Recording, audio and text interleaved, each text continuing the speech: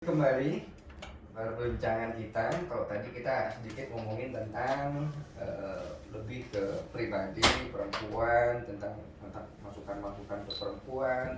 Kita mulai masuk ke wilayah perjalanan karir seorang Bu Mehwa. Nah, kita kan nggak tahu nih Bu Mehwa sebelum jadi ketua DPRD apa-apa saja proses-proses yang dilalui di luar dari parpol, misalnya pekerjaan sebelum jadi ketua DPRD, sebelum jadi anggota DPRD itu seperti apa perjalanan karirnya Bu Me dari bawah. Iya betul. Saya ini tamat sekolah tuh tahun 96 di Semia Sore, Pangkal Pinang kan. Nah uniknya itu saya belum keluar tuh ijazah, saya udah ngikut paman saya naik mobil dulu tuh lintas Sumatera ya, lewat Lampung gitu, lewat Palembang, Mentok, Palembang, Lampung gitu ke Jakarta. Ada saudara saya tuh kerja di restoran, namanya restorannya Sari Kuring gitu. Sari Kuring Sunda ya. Di Jakarta di Batu Ceper. Saya waktu itu kan lagi rame mungkin ya. Jadi saya bekerja sebagai kasir. Ijazah belum keluar, tapi dibantu oleh saudara.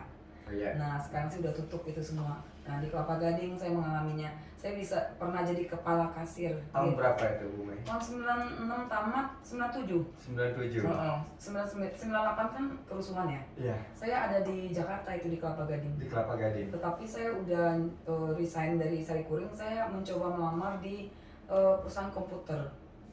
Iya. Perusahaan komputer namanya Citrasoft. Jadi saya tahu tuh komputer yang rakitan itu. Isi perutnya itu saya tahu tuh VGA-nya apa gitu, memori harddisk gitu ya. Harddisk. Nah itu saya bagian penawaran soalnya. Marketing. Iya. Nah setelah itu 98 kan kerusuhan ya. Kami sempat pulang dan saya waktu itu menikah 99 tahun 99 di Bangka. Nah setelah itu kami jualan martabak di Jakarta sama suami. Balik lagi? Iya balik lagi karena suami buka martabak di Jakarta, tinggal di ngontrak kita. Ngontrak? Ya ngontrak terus lah ya. Dari dulu tuh saya kerja juga ngontrak di Cempaka Putih itu sebulan cuma 29.000 di Cempaka Putih. Jadi saya hafal tuh tempat-tempat di pasar Cempaka Putih, naik Kopaja biru gitu ya. Masa-masa mengingat zaman dulu. Nah setelah itu menikah kami ke Pondok Gede. Jual martabak juga, gitu. Nah setelah itu musim-musim tambang timah ya, di 99 2000 gitu kan buka tuh. Nah kami pulang, kami ada ikut-ikutan TI lah gitu. Habis itu saya Tupperware terus Kak. Jualan Tupperware. Direct selling kan, mulai dapat juga pendidikan lah tentang peningkatan kapasitas, meeting di sana.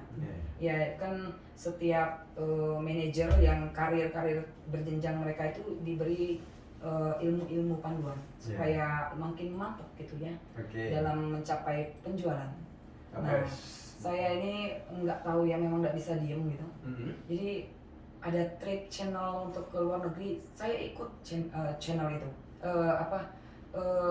Ya ini ya, mereka kan suka buka trip gitu ke luar negeri tapi di kejar target. Saya kejar.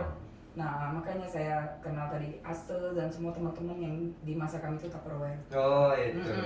Jadi setelah anak lahir, Tupperware tetap jalan. Jualan Tupperware itu banyak ilmunya. Cara menawarkan barang, banyak strategi yang dipelajari supaya goalnya tercapai, target tadi, sehingga berangkat ke luar negeri. Nah setelah itu ada tahun 2006 kalau nggak salah ya kan, orang nyalak 2009. 2006 itu Pak Haji Korari itu datang ke rumah cari kader bendahara posisinya, mengurus partai. Ya, jadi ke bapak saya tujuannya, ke bapak saya ngajakin gitu. Tapi bapak saya ini kan nggak sekolah, maksudnya kelas 1 nggak selesai SD-nya.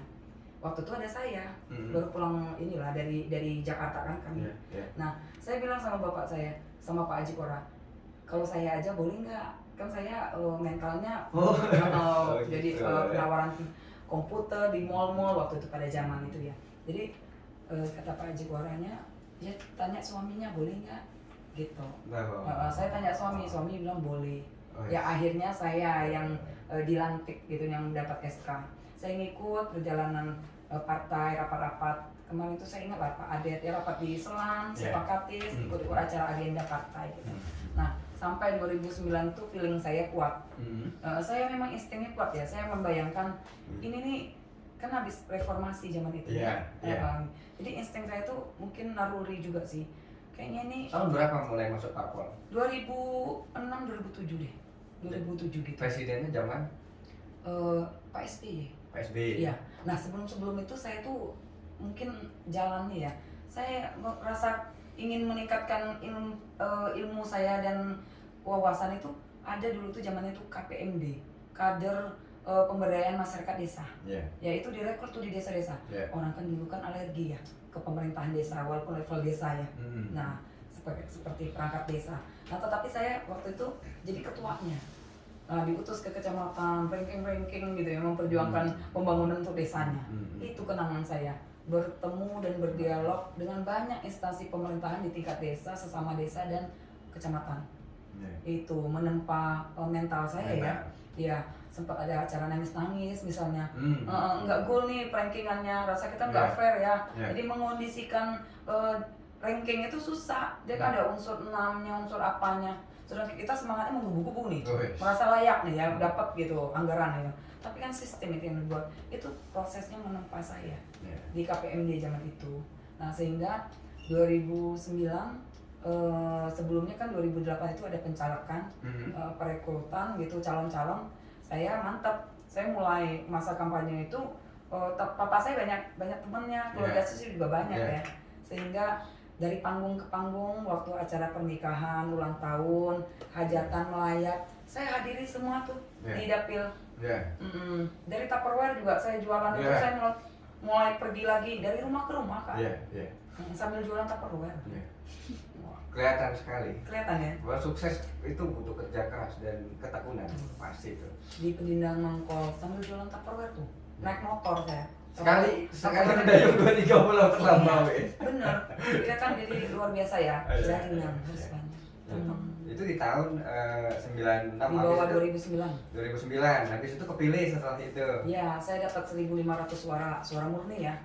Nah, waktu itu saya ini juga bersyukur MK ketok palu suara terbanyak. Karena saya waktu itu nomor urutnya suara nomor 6. Ya, nomornya 6 tapi suara terbanyak. Iya, tapi kalau nggak diketok MK, saya itu masih nomor urut, walaupun saya banyak suaranya, yang jadi itu rupanya 1, 2, dan 3 loh. Tetapi saya yakin, waktu itu saya ingat Pak Didit bilang begini, pokoknya ya, saya kan belum ngerti tuh, pokoknya kerja, yang terbaik. Rupanya memang benar, antara ketetapan undang-undang itu penting. Kalau nggak diketok, ya belum tentu dilantik itu, walaupun suara kita terbanyak. Nah, artinya penting sekali ketetapan undang-undang pemilu itu terhadap gender itu, agar tidak simpang siur ya, bikin kita kecewa aja. Nah itu artinya kan saya terbantu tuh, suara memang banyak. Maksud Pak Didit selaku guru politik saya dulu ya, yang mengajak gitu, yang meyakinkan saya, kan kita ini ada motivasinya, inspirasinya di situ. Bilang intinya kalau suaranya banyak, kalau walaupun nomor jadi itu nomor urut 1 dan 2, kalau belum banyak suaranya bisa jadi pertimbangan untuk dilantik, tetapi dibantu oleh MK. Toh saya memang banyak suaranya, akhirnya kita dilantik, saya dilantik. Dibantu MK, Mahkamah Konstitusi. Oke, itu akhirnya sekarang masuk ke periode ketiga. Iya.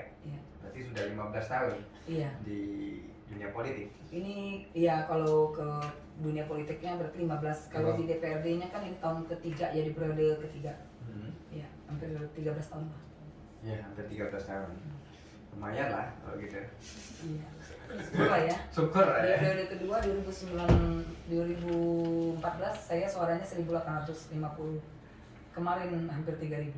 Nah, ini Bu Mei hari ini, kemarin juga, maksudnya sekarang itu Bu Mei kan jadi sudah menjadi ketua DPRD Bangka Tengah. Ya, dilantik, sudah lama lah dilantik malahan. Ini 3 tahun ya.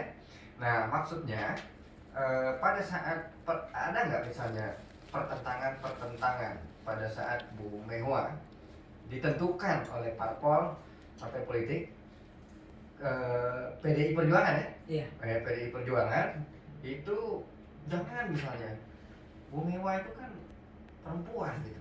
Jangan dia ketuanya misalnya. Ada nggak pertentangan seperti itu gara-gara seorang perempuan?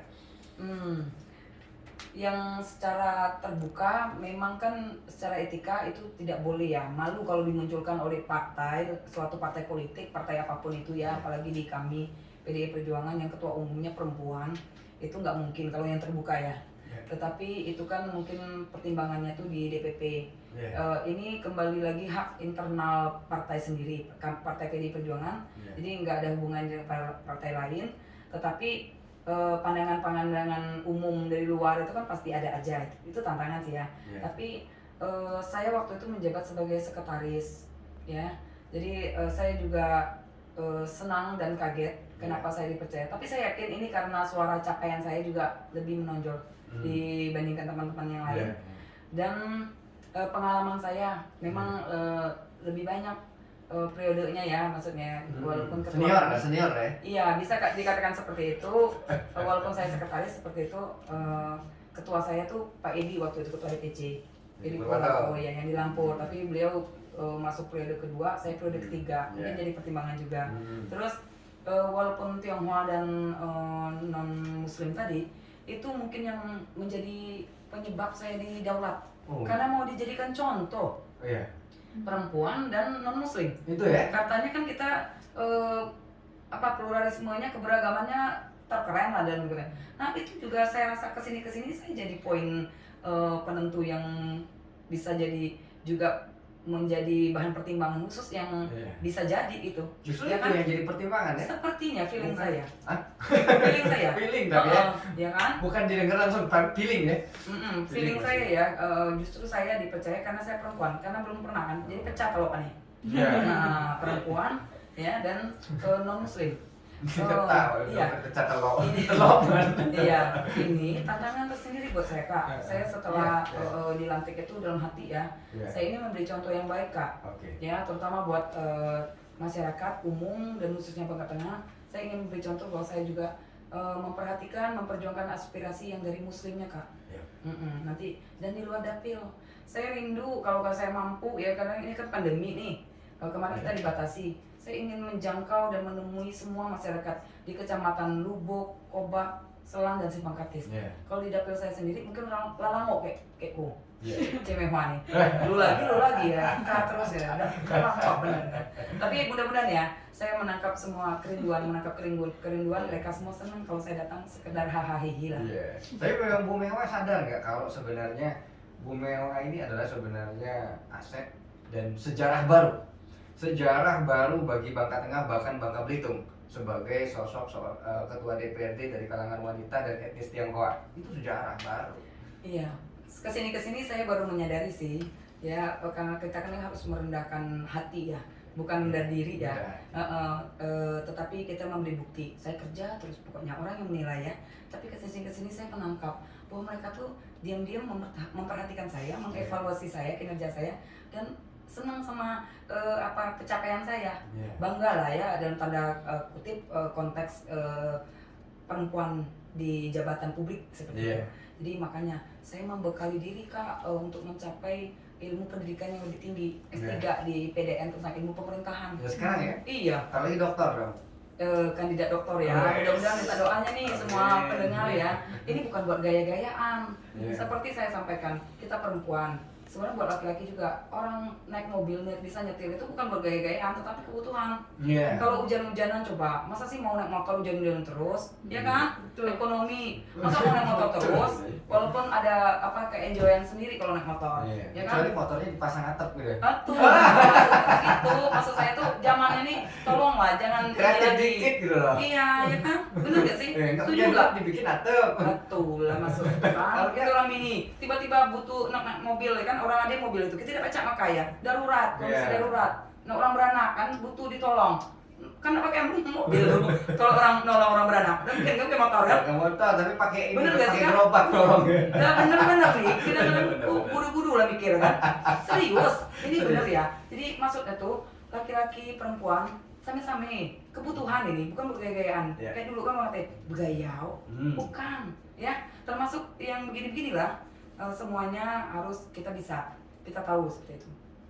Iya. Saya juga nanti mau bercerita tentang medsos, Kak. Ya, Karena kenapa medsos? medsos segini, saya ini kan semua saluran medsos saya coba, kecuali Twitter. Saya nggak ada, ya kan, Yeah. tweet gitu. Karena kan saya masih sendiri, nggak pakai tim kreatif, Oh, adminnya gitu. saya sendiri.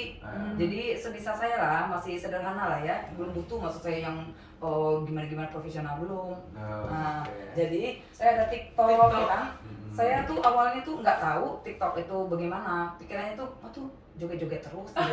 Iya negatif kan. Yeah. Tapi setelah saya punya akun sendiri, saya lihat-lihatin, saya pelajari, oh macam nih, saya tahu itu positif. Oh. Kembali ke kita mau Iya. apa, ya.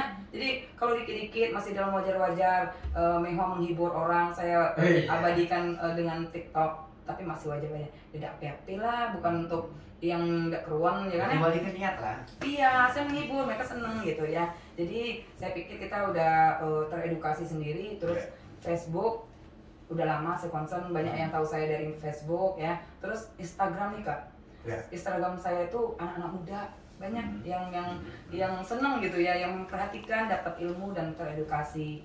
Habis itu YouTube Kak, saya juga mohon di subscribe Kak, YouTube-nya Mehwa Bangka Tengah. Ya kan, nanti kalau dia udah 1000 saya mau daftar tuh.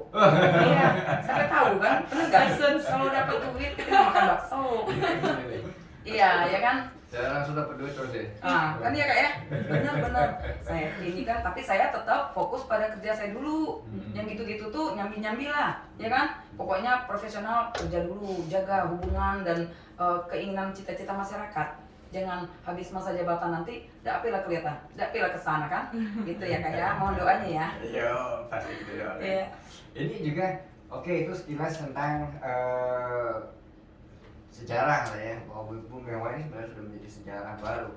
Sama saya katakan, saya kan sering memperhatikan, cuma kadang-kadang kita ini lemah di dalam kearsipan sebenarnya. Arsip bukan dinas ya, arsip yang lemah, karena memang harusnya misalnya kita cari bupati pertama gitu, dari fotonya aja susah ternyata, yang kayak gitu-gitu. Artinya bahwa arsip kita begitu sangat lemah di daerah. Arsip Paris kita. Ya, begitu juga sebenarnya harus Bu Mehwa adalah sejarah pertama bagi Bangka Belitung, karena dia Bangka Tengah sebagai begitu juga Bupati Bangka Tengah, Pak Alga Pirama itu bagi saya itu juga sejarah baru bagi warga Koba, karena baru ini loh. Iya.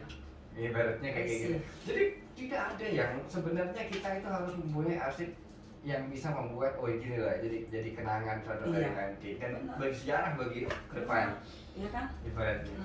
Itu penting menurut saya. Jadi memperhatikan itu. Kemudian Bu Mehwa, kita balik lagi ke agak turun ya. Kalau tadi politik kan agak tinggi mungkin. Ini agak turun lagi ngomong tentang perempuan. Biar perempuan tuh nggak terlalu bingung-bingung, campur aduk lagi dah. Benar ya. Nah, Bu Mehwa perempuan ini kan sering menuntut keistimewaan. Kadang-kadang ya. Contohnya. Kadang-kadang sering menuntut pengen diistimewakan. Bukankah perempuan tuh menurut saya sudah istimewa? Kenapa harus menuntut keistimewaan? Nah, saya tanya balik nih, Bung. Keistimewaan seperti Saya apa? laki-laki. Apalagi Merasa wanita pengen diistimewakan nggak kira-kira ya? Pengen jadi satu. mana? Pengen dimanjain, misalnya No. pengen apa-apa Enggak lah. diturutin, dikit-dikit merajuk.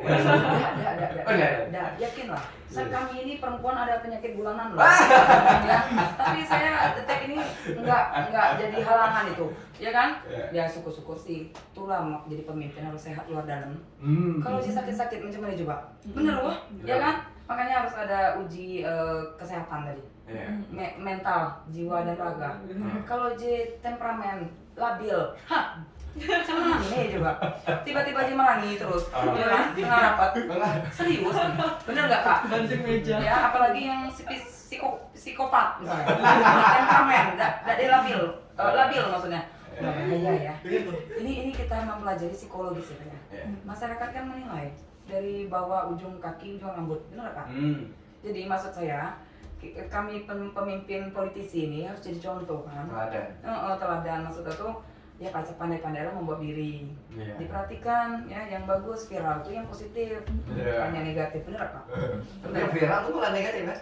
Ya sebenarnya orang nyebutkan mudah-mudahan viral ya kan? Kalau kerenan di TikTok FYP ya, FYP. menarik gitu. Tapi kan nggak semuanya negatif, positif, menginspirasi. Gitu. Bukan. Jadi saya koreksi nih ya, Oh, positif nih. banyak yang nyebut viral tuh negatif. Iya. No. Enggak, maksudnya kebanyakan memang kan yang negatif tuh lebih senang gitu loh mata orang tiba-tiba tulisan Diganti. gini. Viral itu ada dua, positif dan negatif. Gitu. Nyebutnya viral tapi bener nggak sih? Setuju Viral. ya. Awas wo. Awas wo. Ya bener. Ini saya kan mencermati perkembangan tren kata-kata, pemakaian kata-kata juga. Setuju ya. Sepakat ya. Harus disetujui ya.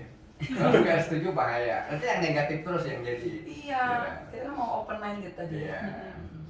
Kecuali yang hasilnya positif, ini positif tapi hasilnya yang positif. Iya. Hasilnya positif. Tergantung yang di branding, yang digantung ya.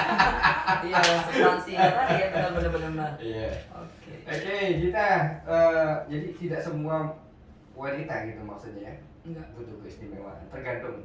Tapi memang banyak pasti yang dikit-dikit. Begini Bung Riki.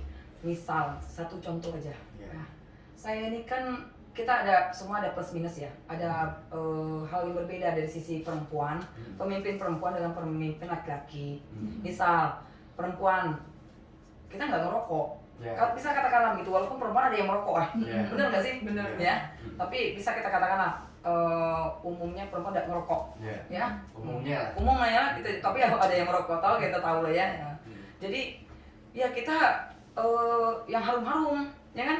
Yang nggak nyesek di hidung. Ya. Kan orang alergi ke asap rokok tuh nyeseknya, Nyesek. benar ya. Makanya ini hal yang serius dan real di kesehatannya. Ya. Itu beda yang sangat terlihat. Ya. Ya kebiasaan-kebiasaan, habit. Ya. Nah, misalnya nih, kami orang Bini ini selalu pakai hati gitu orang misalnya. Ya. Bukan laki-laki tidak pakai hati, pakai.